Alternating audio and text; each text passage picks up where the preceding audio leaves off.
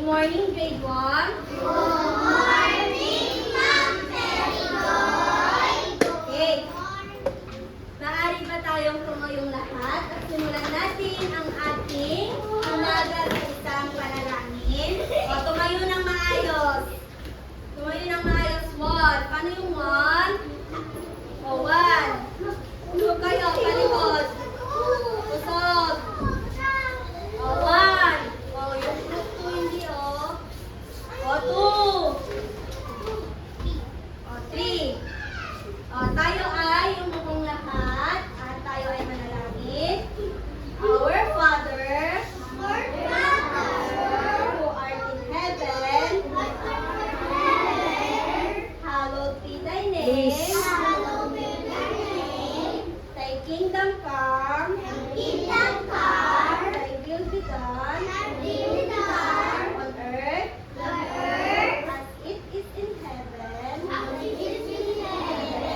Give us this day our daily bread, and forgive us our trespasses as we forgive those who trespass against us. And lead us not into temptation, but deliver us from evil. Amen. Tumayo pa rin tayo at ating simulan ating araw sa isang pagsasayaw. Layo-layo na, magsasayaw na po tayo.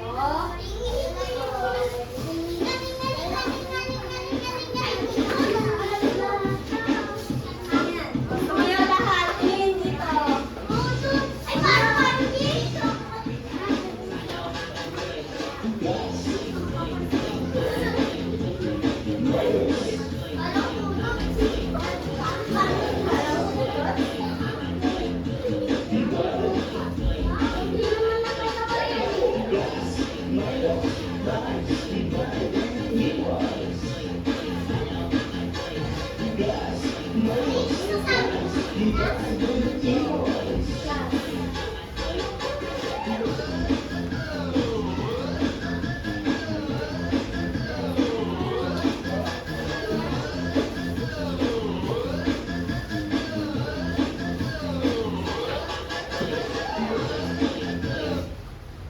Okay. Umupo na po tayo lahat. Umupo na kayo at tahimik. Tahimik ka.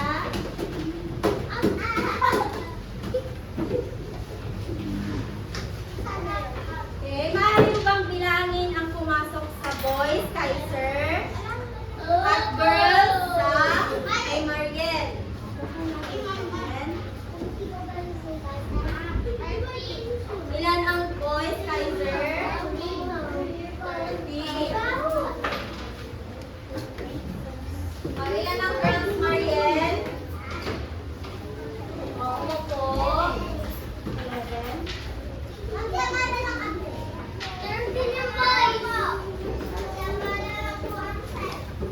Oh, 3 plus 1.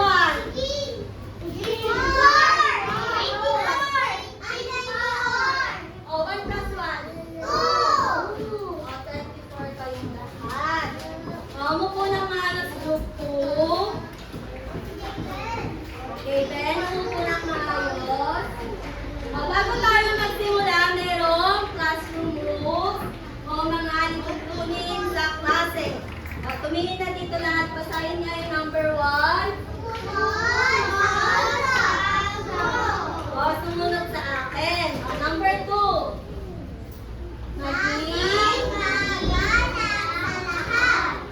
Maging magalang sa lahat. Sa mga kaklase o kahit sa teacher o kahit sa sino na nandito sa eskwelahan. Number 3.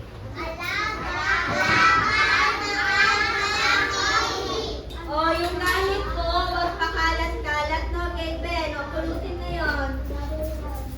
Huwag pakalat-kalat yung gamit. Ilagay sa bag. Ilagay na po yan sa bag. Number 4. Itaas.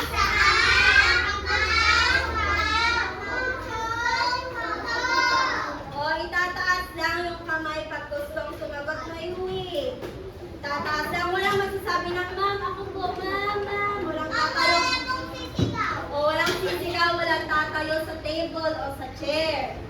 O, number 5. O, tumahimik sa klase. O, tahimik sa klase. Pag walang gusto o walang sagot na masasabi, tatahimik, walang makikipagdaldalan sa katabi. O, grade 1, eyes on me. Group 1, eyes on me. O, group 2, eyes on me. O, pag sinabing eyes on me, tumingin na sa akin. Tumingin na sa akin pag sinabing eyes on me. O, group 3, eyes on me. O, group 4, eyes on me. Energy check. Written energy check.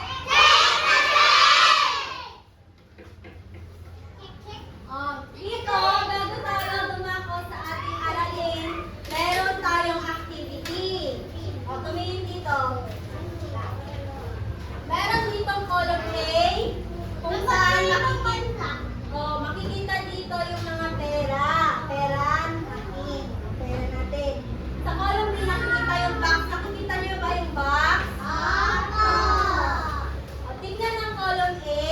Tingnan kung itong mga pera na ito ay ginagamit natin o hindi. Pag ginagamit natin, lagyan ng check or X naman kapag hindi. Dito sa box. O, yung tatawagin ko, opo, yung tatawagin ko dito, yung tahimik lang sa klase at nagtataas lang ng kamay. Okay, number 1.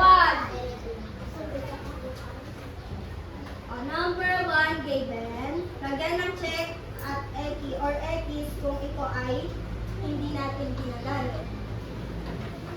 O, lagyan mo na X or check dito sa number 1. Ginagamit na natin ito.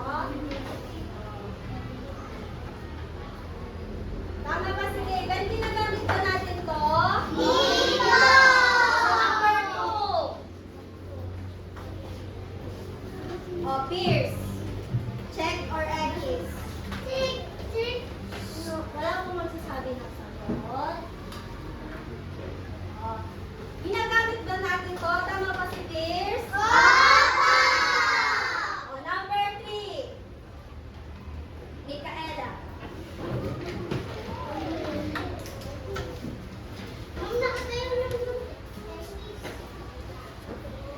Tama ba si Micaela? Ginagamit ba natin ito ngayon? O, sa number 4.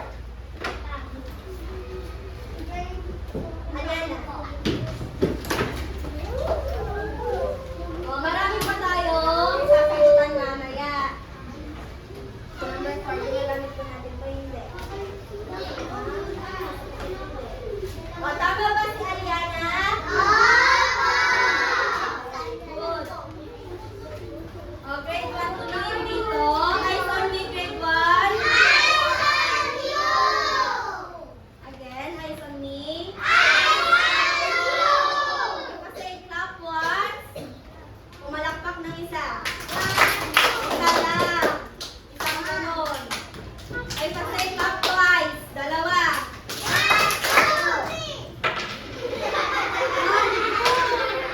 Twice na. Oh, grade 1 na lang. Nakikita nyo dito. Ano ang tawag dito?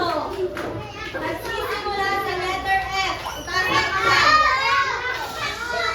Itaas yung kamay. Alenani. Tama, ito ay fraction. O, ano ang tawag dito sa taas ng fraction? Ano ang tawag dito? Kaiser. Dito sa taas. O, numerator. Anong tawag sa baba? Sa baba ng fraction. Tama, ito ay denominator. Sa baba, numerator sa taas. O, mupo ng maayos. Eyes on me. Kapag sinabi na eyes on me, tumingin na sa akin. O, next. O, makinig sa akin. May babasahin akong senaryo. O, may babasahin akong senaryo. At magtatawag ako ng estudyante na pupunta sa harapan. ang hinihingi ng pera sa senaryo aking binasa. Ituturo na dito, tsaka sasabihin niya yung halaga. Wala pa magtataas ng kamay. Makinig muna sa akin. Senaryo number 1. Makinig na sa akin. Number 1. Si Ana ay pumili sa tindahan ng lapis na may halagang 10 piso. Ilan o magkano ang bayad na ibibigay ni Ana sa tindera? Maaari mo bang ibigay? Maaari mo bang ibigay o ituro ang pera na hinihingi sa senaryo na ibabayad ni Ana sa tindera? Juice. Maaari mo bang ituro at sabihin dito? Kung ilan ang ibabayad ni Ana sa tindera? Yung tindera ay yung lapis ay nagkakahalaga ng 10 piso. Asan dito ang 10 piso? Ipakita sa klase. Ito po. Ito ay 10 piso. Palakpakan na natin si Juice. Scenario number 2. Si Maria. Wait lang. Si Maria ay pumuntang bayan. Siya ay bumili ng sibuyas at bawang na may halagang 20 pesos. Magkano ang ibibigay ni Maria na bayad sa tindera? Magkano ba ang ibibigay? Maaari ba kunin o ituro dito kung magkano yun? Wala magmama, itaas lang yung kamay. Yumi.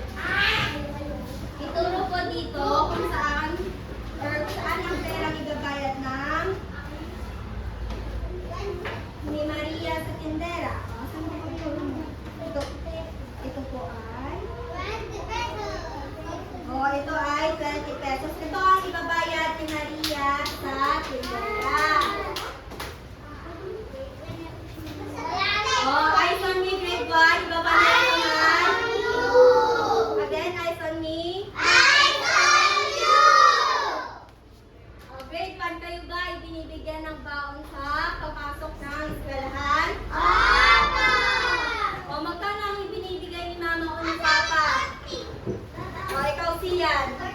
30. Ikaw kambal. 48. Ikaw siya ay Kaiser. 50. Yusef. 50. Cassie. 50. Berlin. Yui, ilan binibigyan ni Mama?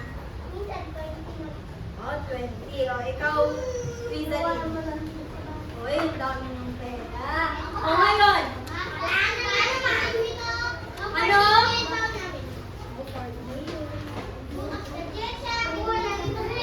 Number 3, basahin niya grade 1. Eyes on me.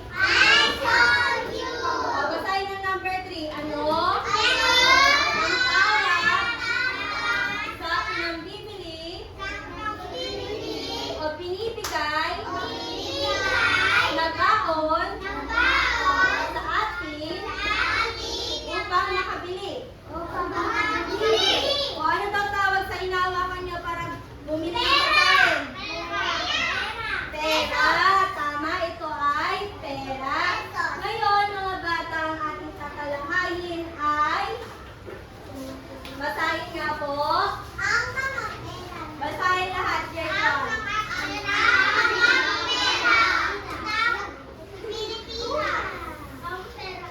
Ulitin.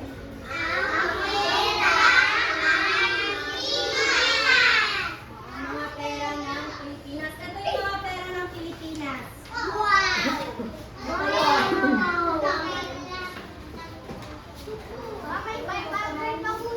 Opo, may 500, 200 at 1,000. Pero ang tatalakayin natin ngayon ay hanggang 100 lamang. Kaya ito lang ang nilagay ko dito.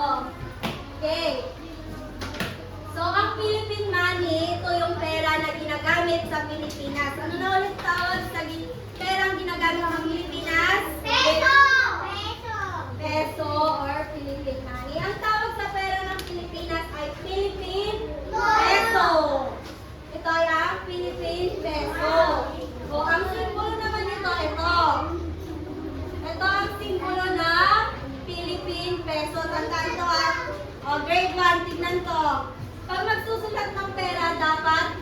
to sa unahan. Opo.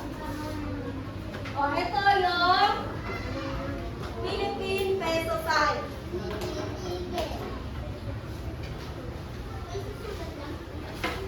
O, isulat nyo po sa notebook nyo kung gusto nyo po isulat. O, ito po ang Philippine peso sign. Ito ay ginagamit bago ang halaga or ang pera, ang halaga ng pera na inyong sa inyo. O, kunwari yung piso. Kailangan muna natin gamitin ang Philippine peso sign bago ang halaga ng piso. Kailangan din natin lagyan ng tuldok at 2 zero para sa centavo. O, isulat na to. Sulat na po ito. Tandaan niyo po yan, ha? Pagtapos na tumahimik tapos,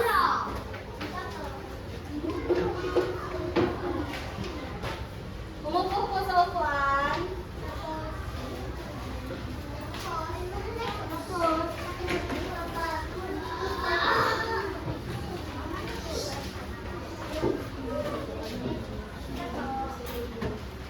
Tapos na lahat?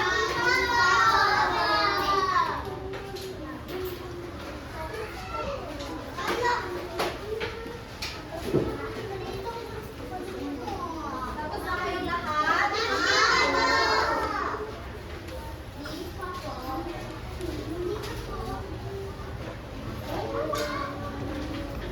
Habang nagsusulat tumingin sa akin, or makinig, habang nagsusulat makinig, eyes on me.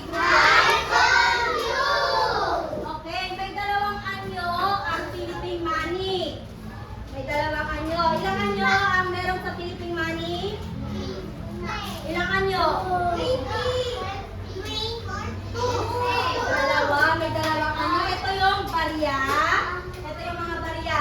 Ito naman yung mga perang papel. O ano ang 2 anyo ng Philippine money? Papel at barya. O tama, papel at barya. O ano ang nakikita sa barya? Ilan to? O group 1. 1 peso.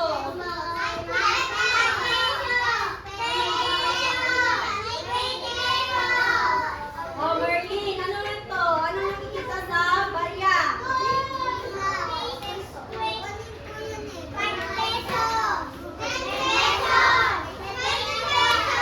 O ano na nakikita sa papel? Perang papel.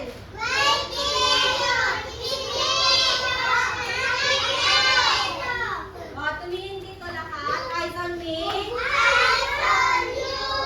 O pag sinabing eyes on me, tumingin dito kay Ben. Okay, sumuko. O, meron tayong lumang pera. Ito yung mga lumang pera. Ito naman yung mga bagong pera. Ito yung mga bagong pera. Yan yung mga bagong pera. Yan yung ginagamit natin ngayon. O, umpisahan natin sa mga perang barya ng Pilipinas.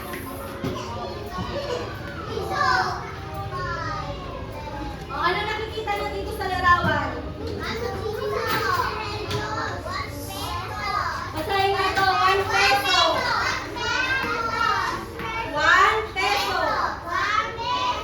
Peso lang siya kasi isa lang yung halaga niya. Pag madami, peso. With S sa dulo. O, sino nakikita dito? Tama, ito ay si Jose Rizal. Ang palang ito ay may halagang 1 peso or 1 piso. Okay? O, ano naman ang kulay ng piso?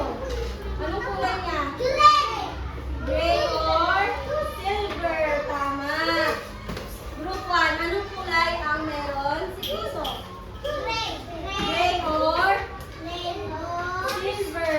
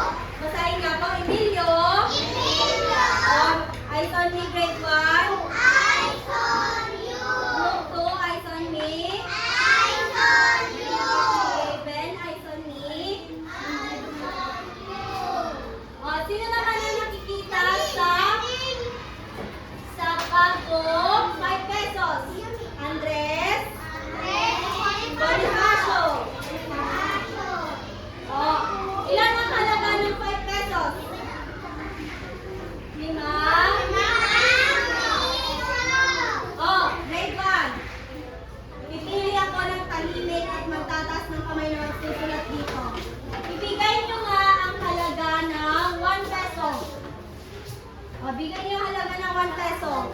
Sino ang makakapagsulat dito? Alena Lynn, try mo nga.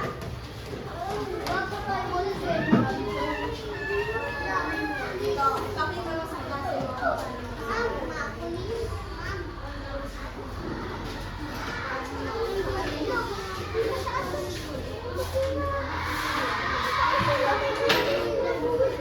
O, grade 1, ay sumi. O, tumingin sa sinusulat ni Alena Lynn. O, ito ay may halagang 1 peso. Tama si Alena Lynn. Palakpakan nga po sa Alena Lynn. O, sa 5 pesos, sulat mo nga ang halaga nito. Or paano ito isulat dito? Siyan.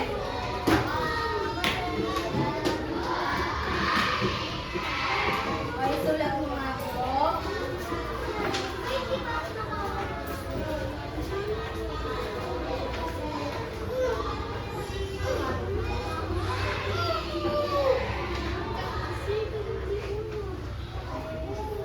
O, tama si Sian. Maaari bang palakpakan si Sian?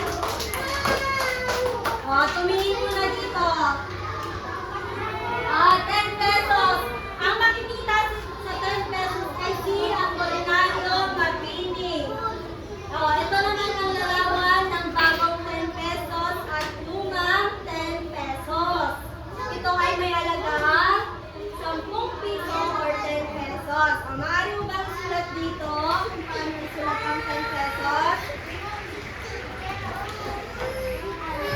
Crisaline. O, walang maingay pag hindi natawag. Matatawag kayo mamaya. Madami pa, no? Group 1.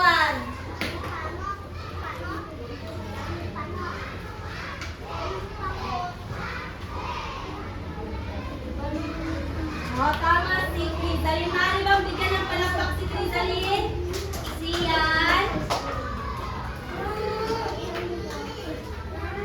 O, sa 20 pesos na barya, ito yung pinakamataas or pinakamalaking halaga ng barya ngayon.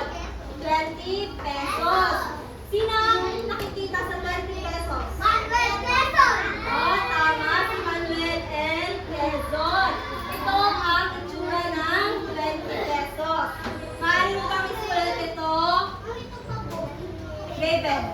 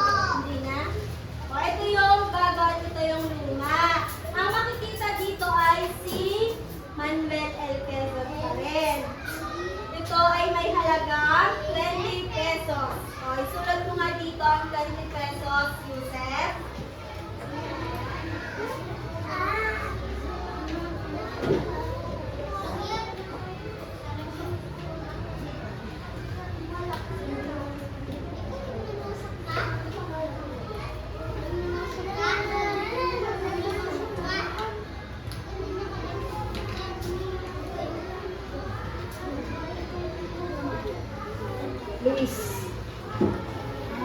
Tama ba si Yusef? Bigyan mo ng tatlong palakpak si Yusef. O, next. O, ito ang larawan ng 50 pesos. Ito yung bago at luma. Ito yung luma, o. Tignan niyo yung luma. O, ang nakikita dito ay si Sergio Osmeña. At ito ay may halagang 50 pesos or 50 piso. 50 piso. O, isulat na dito ang 50 piso.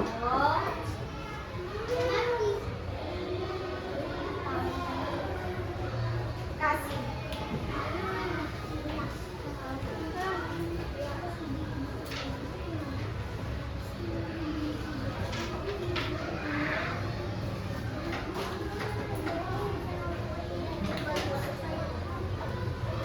Okay. Bigyan nga po ng tatlong palakpak si Cassie. O lahat, grade 1 eyes on me.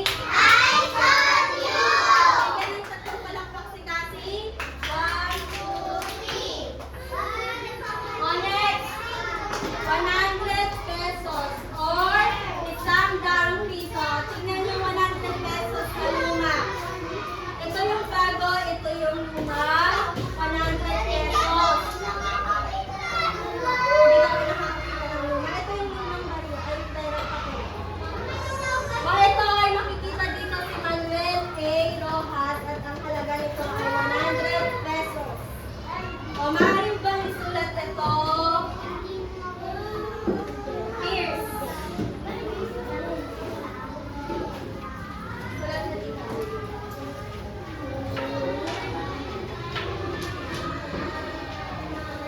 Sulat na dito. Ay, eyes on me. Luis, eyes on me. O, bawal na ko. O, eyes on me. Group 1, eyes on me. O, group 2, eyes on me. O, group 3 and group 4, eyes on me. O, naunawaan niyo ba ang ating tinalakay ngayong araw? O, ano ang ating tinalakay ngayong araw? Tungkol saan? Mga pera, tama. Magbigay naman kayo ng pera na ating tinalakay ngayon. Magbigay nga, taas yung kamay. Okay, sir, magbigay nga ng perang tinalakay natin. O, 100. Ano ba? 50. O, Mariel. 20. Okay, Ben. O, 10 piso. Alan Alin. O, Seth. O, 10 pesos. Ano pa? 20. 50. Ito, 50. O, ano naman? Oy, grade 1. Ano naman ang tawag dito? Sa sign na ito. Anong tawag sa sign na ito? Peso sign. Tama. Okay, mukhang nakinig kayong lahat sa ating talakayin ngayong araw. Ngayon, pupunta na tayo sa ating panghatang gawain. Ito na, makakasagot na kayong lahat dito. Ito ay ang panghatang gawain. Bubuin nyo tong puzzle. Ito, puzzle to. Bubuin nyo, may dikit na to. Ididikit dito. Hindi po ito paunahan, pagandahan ng gawa. Okay? So, ito yung group 1. Lahat kayo dito, group 1. Group 2, lahat dito. Group 3, dito. And group 4. Okay? Group 1, pumunta nga po dito. O, group 1 muna. Dahan-dahan pumunta dito, group 1. Group 1 muna. Bumilog po, bumilog. Bumilog kayo, bumilog. Ayan. Doon ka. Diyan ka. Group 2, tumayo nga ka, group 2. Dito, group 2. Ay,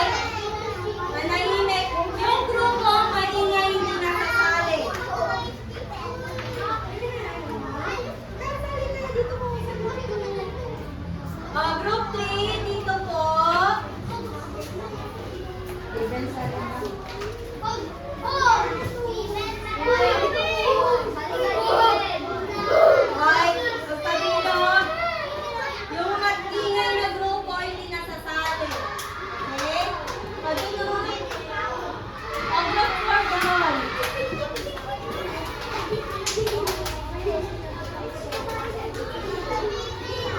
Group 1. Makinig na dito lahat ng grupo. Makinig na dito. Pupunin nyo tong puzzle. Ng maganda. Pagandahan ng gawa, ha? Pagandahan ng gawa. Tapos, makinig na dito. Group 4. Makinig na dito. Ay, susot dito pagkatapos. O, yung leader sa group 1 si Alena Lynn. Sa group 2 si Mariel. Sa group 3 si Rizalyn. At group 4 si Yusef. Walang maingay na grupo. Yung mga leader, sila yung mag-shoot dito, ha? I-shoot dito pagkatapos. Sila yung mag-shoot. O, group 1. Group 1. Group 2. Mabuhin nyo na to. Tag-isa kayo. Group 3. Tag-isa kayo dyan.